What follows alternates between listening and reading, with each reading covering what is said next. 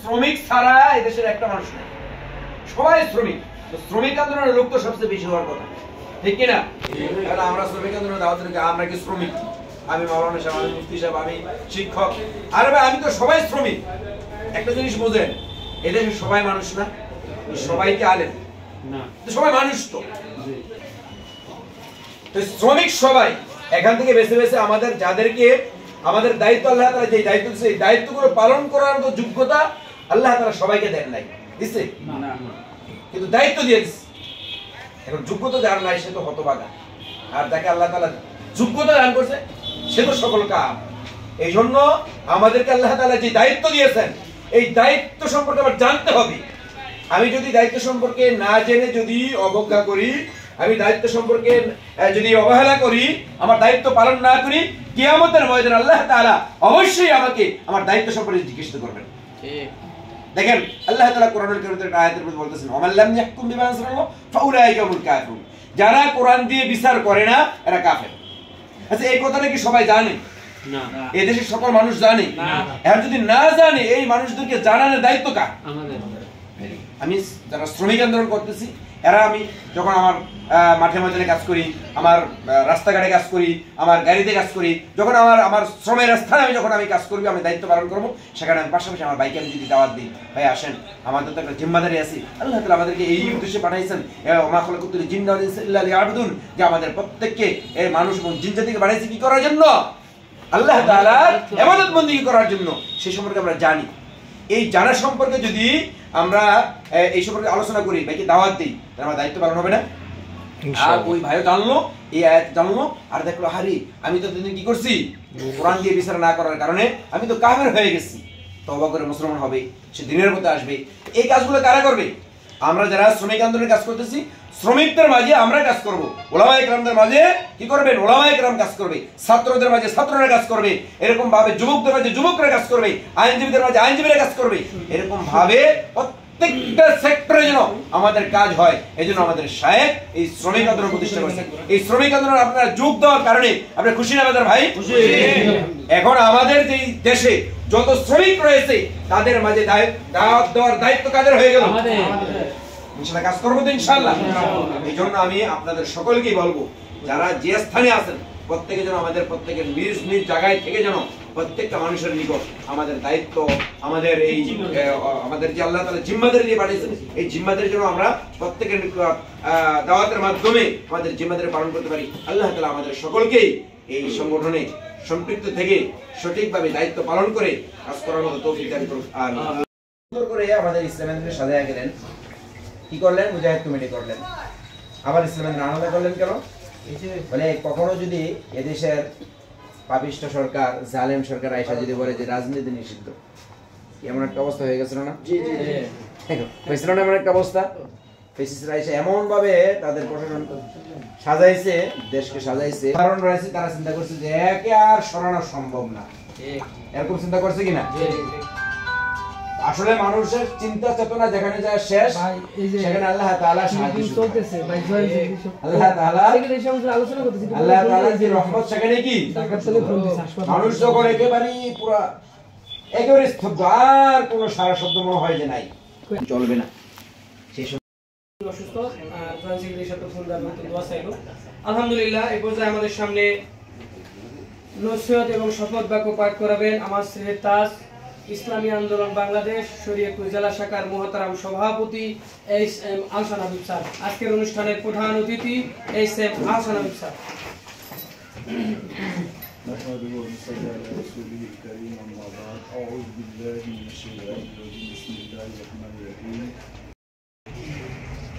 বাংলাদেশের শরীয়তপুর জেলা শাখার সুযুক্ত সংগ্রামী সেক্রেটারি বিশিষ্ট আলমদিন হাফেজ মাওলানা মুফতি সাইফুল ইসলাম, বসে আছেন শ্রমিক আন্দোলনের নবগঠিত কমিটি।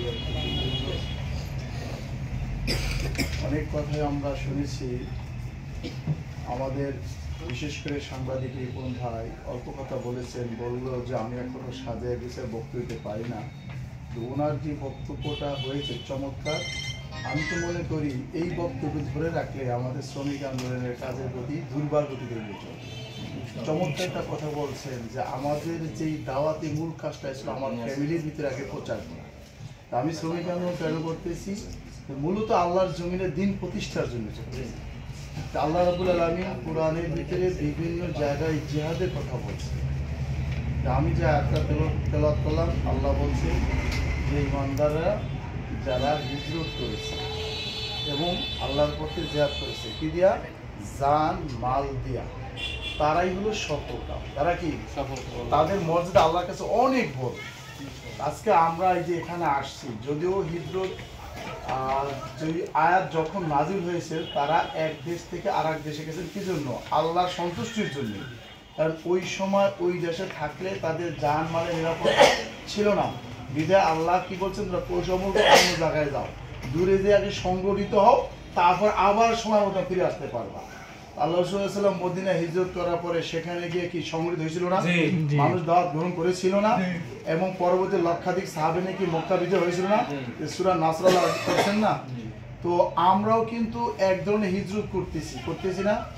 আজকে আমরা বাড়িঘর ছাইরা আমাদের ব্যবসা বাণিজ্য, আমাদের চাকরি বাকরি, বিভিন্ন গুরুত্বপূর্ণ কাজ, আমরা কেউ কিন্তু বেকার নই, কেউ না কেউ কাজ করে। আজকে যে মুক্তি সপ্তাহ মাদ্রাসা ফালায় চলে আসছে, আমি একটা মাদ্রাসা দায়িত্ব ফালায় চলে আসছি, রিপন ভাই তার সাংবাদিকতা ফালায় চলে আসছে। এটা একটা হিজরত। পাশাপাশি জান এবং মাল এটাও কিন্তু আমরা দিচ্ছি, যে কিভাবে আজকে এখানে মাসিক এনার দেব, আবার এই যে মাস যাতায়াতের একটা খরচ করেছি, খরচটা আমাদেরকে দেয় ভাই? দেয় না। তাহলে জানো দিচ্ছি মানে কি জন্য? একমাত্র আল্লাহর সন্তোষের জন্য। আমরা কিন্তু রসুলের আল্লাহর কোরআন আয়াত এবং রসুলের হাদিসের বাস্তবায়ন করতেছি। যদি ইসলামী শ্রমিক আন্দোলন, ইসলামী আন্দোলন না হতো তাহলে কিন্তু আমাদের দ্বারা এই সুযোগ হতো না। আমরা দেখতেছি অনেক ভাইরা দিনের কাজ করে, কেউ খানকা নেয়া, আবার কেউ শুধু জিহাদ নেয়া। কিন্তু আমরা এমন একটা প্ল্যাটফর্মে আছি যেখানে জিহাদও আছে, খানকাও আছে। একদিকে আছে আত্মশুদ্ধি, অন্যদিকে জিহাদ। জিহাদ কি শুধু ডাল তরবারি স্টিঙ্গার বন্দুক বোমা দিয়ে মারামারি করে জিহাদ হয়ে গেল না। আমার শেখ মুজিবুর বলেছিলেন, যেখানে অন্যায় সেখানে প্রতিবাদ, এর নামে আসল জিহাদ। কারণ অন্যায় প্রতিবাদ যদি না করি তাহলে আমার জিহাদ হবে কিভাবে? আল্লাহ রাসূল সাল্লাল্লাহু আলাইহি ওয়াসাল্লাম বলছেন যে মুমিনের তিনটা কাজ বা আলামত।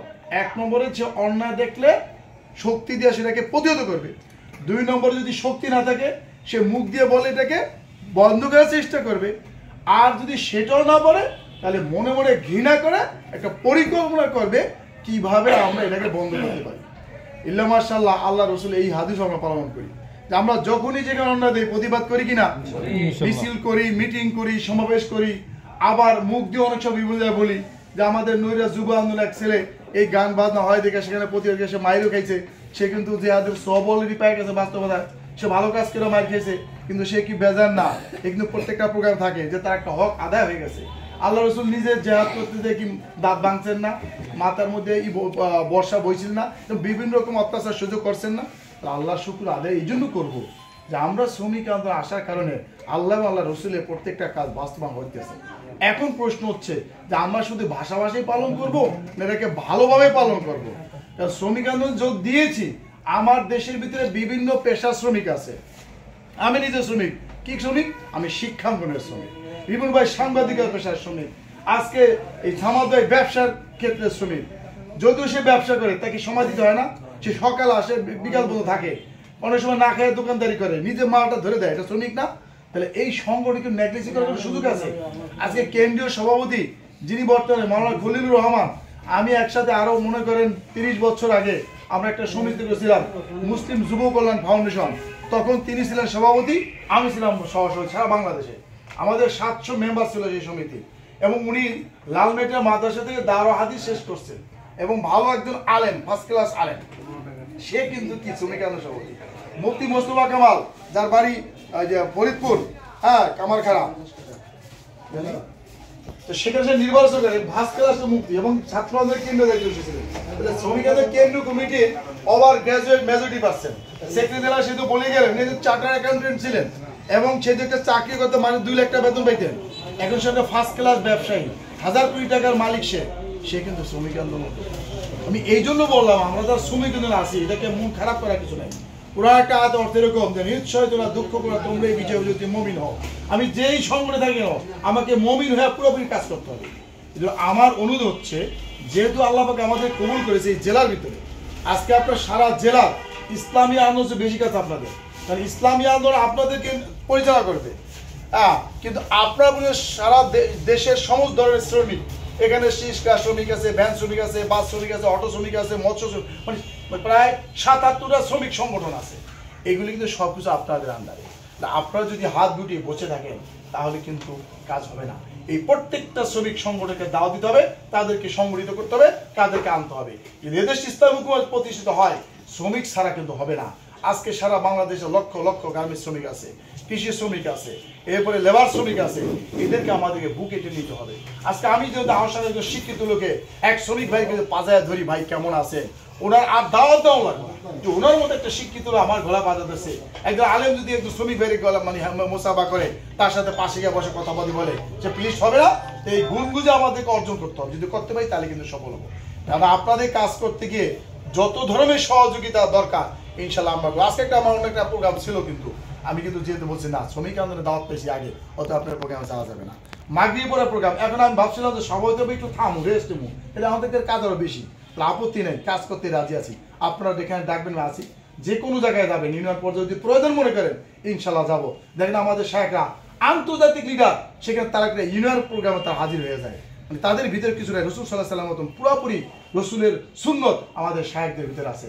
আমরাও শায়েখের রঙে রঙিন হইয়া আগামী দিনগুলোতে আমরা আমাদের দায়িত্বগুলি পালন করি ইনশাআল্লাহ।